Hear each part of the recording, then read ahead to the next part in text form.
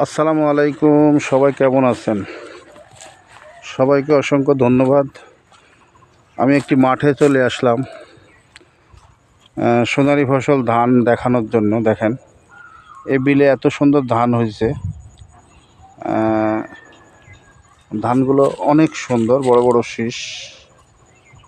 কৃষক এবার সফলতা অর্জন করছে। আল্লাহ পাক এবার অনেক সুন্দর ধান দিছে। কৃষক ধানগুলো ঘরে তুলবে। এগুলো ধান পেকে গেছে, কিন্তু এখনও কাটে নাই। হয়তো আরও পরে কাটবে, হয়তো আরও পরে কাটতে পারে, এই জন্য কাটে নাই। তো দেখেন, ধানের জমি, পাশে একটি দিঘি আছে। দিঘির দুই পাশে অনেক গাছ।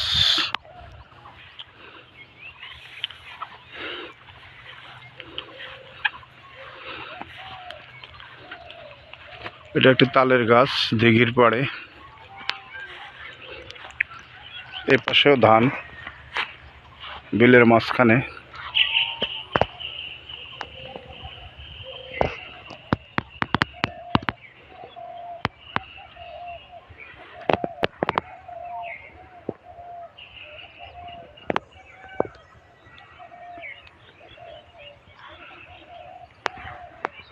সবাই ভিডিওটা দেখবেন। এটা একটা লং ভিডিও করছি বিলে এসে। তো ভিডিওটা অবশ্যই ভালো লাগবে আপনাদের।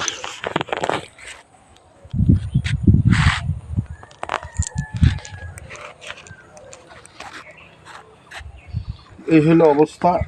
এখানে পানি নিষ্কাশনের জন্য একটি ব্রিজ বিআরডিসি করছে। পানিটা মাঠে বিলের দিক যাওয়ার জন্য, এই জন্য করছে। দেখেন, এত সুন্দর ধানগুলো কিন্তু পড়ে গেছে মাটির সাথে। এগুলো কাটতে অনেক সমস্যা হবে, বাতাসে ধানগুলো পড়ে গেছে। দিঘির পাড়ে যাই, আপনি কিন্তু দিঘিটা দেখাই। অনেক বড় একটি দিঘি। দিঘির পাশেই এই মাঠটা। দিঘিতে অবশ্য অনেক মাছ চাষ করা হয়। দিঘিতে অনেক মাছ চাষ করা হয়। দিঘিটা আপনারা দেখেন, অনেক সুন্দর, ভালো লাগবে। এই হলো দিঘি।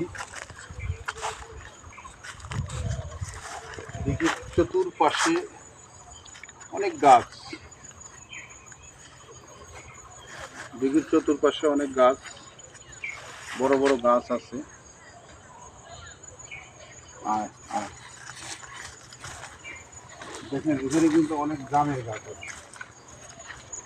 এগুলো কিন্তু সব জামের গাছ। প্রচুর জামের গাছ আছে, বড় বড় জামের গাছ।